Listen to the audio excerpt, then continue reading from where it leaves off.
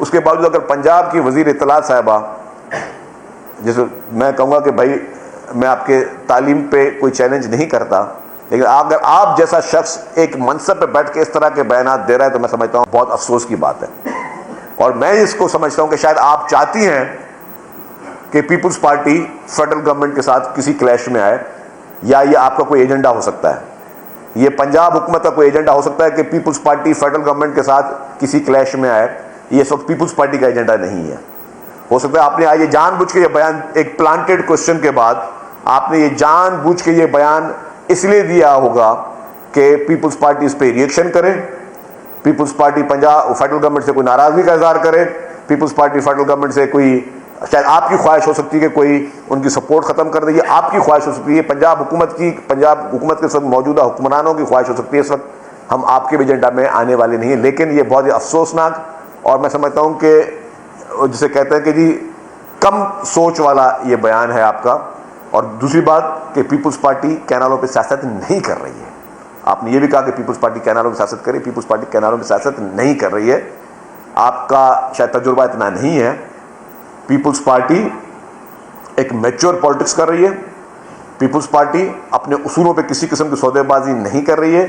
People's party अपने लोगों के हुकूक को प्रोटेक्शन कर रही थी, कर रही है और मरते दम तक करते रहेगी। हम किसी भी, अगर आप इसको सियासत समझते हैं, वहां लोगों के जीने मरने का ये पानी है। लोगों की एक पूरी कौम यहां रहती है, यहां पे 7 करोड़ लोग सिंध में बसते हैं। उन लोगों के पीने की पानी है, उनका ऑक्सीजन है, ये वो अपने ऑक्सीजन की बात कर रहे हैं। आप इसको सियासत कह रही हैं कि हम सियासत कर रहे हैं? 7 करोड़ लोग, लाखों मवेशी, लोगों की ज़राअत, लोगों की मईशत, वो सारी इसी पानी पे डिपेंड करे। आप इसको सियासत कह रहे हैं कि हम सियासत कर रहे हैं इस पे? मैं समझता हूं कि बहुत ही अफसोसनाक स्टेटमेंट है ये। मैं समझता हूं कि कोई अक्लमंद और समझदार आदमी इस तरह के फ्लोटिंग स्टेटमेंट नहीं देता। आप हर वक्त एक ही फ्रेम ऑफ माइंड में स्टेटमेंट नहीं दिया करें। आप पहले सोचें, फिर समझें, फिर अपनी राय दिया करें। और उससे सबसे पहले आपकी सोच कुछ भी हो सकती है, आपकी समझ कुछ हो सकती है, पहले कुछ पढ़ लिया करें। आईने पाकिस्तान पढ़ के फिर मैडम आप इस तरह के स्टेटमेंट दें। बगैर आइन पढ़ के आप स्टेटमेंट ना दें। और अगर आपके कोई इश्यूज है फेडरल गवर्नमेंट के साथ तो मेहरबानी करके वो अपने घर पे सेटल करें। उनको किसी इस तरह से आपके सामने ना लेके आए कि जो है उससे कोई कंफ्यूजन पैदा हो। तीसरी बात, अभी मुझे पता चला कि जी खैबर पख्तूनख्वा के भी स्पोक्स पर्सन ने चेयरमैन बिलावल भुट्टो ज़रदारी साहब के स्टेटमेंट पे जो उन्होंने टेररिज्म के खिलाफ दी है उस पर क्रिटिसाइज़ किया है। तो मैं उनके लिए भी अर्ज़ करता चलूँ, बैरिस्टर सैफ साहब के लिए, चेयरमैन साहब ने जो जो बातें की हैं वो हकीकत पर मुबनी हैं। इस वक्त आपका फोकस खैबर पख्तूनख्वा का लॉ एंड ऑर्डर पे होना चाहिए।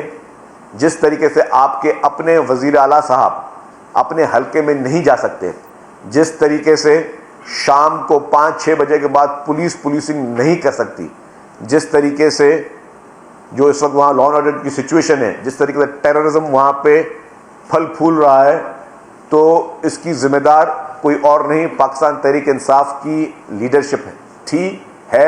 और उसकी मैं वजह भी बता दूं कि आप ही वो लोग थे जिन्होंने उन मदरसों को फंडिंग की जिन मदरसों के ज़रिए जो है वो दहशतगर्दी को फैलाया गया। आप ही लोगों ने, पाकिस्तान तहरीक इंसाफ ने ही और उसकी लीडरशिप ने ही उस वक्त कहते रहे कि तालिबान के दफातर यहाँ पे खोले जाएं, तालिबान के दफातर पाकिस्तान में खोले जाए, तालिबान को नुमाइंदगी मिलनी चाहिए, उनसे बातचीत करें, तालिबान के साथ आप फ्रेंडली हों। और तभी ये हुआ कि कभी भी दहशतगर्दी के वाक़यात पीपुल्स पार्टी की लीडरशिप पर तो होते रहे, लेकिन पाकिस्तान तहरीक इंसाफ, अल्लाह उनको, अभी भी मेरी दुआ है कि अल्लाह ताला उनको तमाम इस तरह के वाक़यात से बचा के रखे, अल्लाह उनको अपने हिफ्ज़ो अमान में रखे। लेकिन आप तो उनके साथ फ्रेंडली करके, और हमें आप लोगों ने हमेशा निशाना बनवाया, हमारे वर्करों को निशाना बनाया। हमारी कायद मोहतरमा बेनज़ीर भुट्टो साहबा ने शहादत दी। हमारे 18 अक्टूबर को जिस तरीके से कराची में सैकड़ों कारकुनों ने जामे शहादत नोट की, जिस तरीके से इस्लामाबाद में वकला तहरीक में हमारे कैंपों पे बॉम्ब ब्लास्ट हुए, तो पीपुल्स पार्टी तो इन सारी चीज़ों का निशाना रहती रही है। अवामी नेशनल पार्टी भी इस तरह की दहशतगर्दी के वाक़यात का निशाना बनती रही। लेकिन आपकी जो पार्टियाँ थी वो बैकडोर पे उन टेररिज्म और टेररिस्टों के साथ जो है आप हमेशा बहुत फ्रेंडली रहे, जिसकी वजह से आपने सारे इश्यूज़ किए। तो ये 4-5 इश्यूज़ थे जिसमें मैंने कहा कि बात की। पहले अकरम साहब करना फिर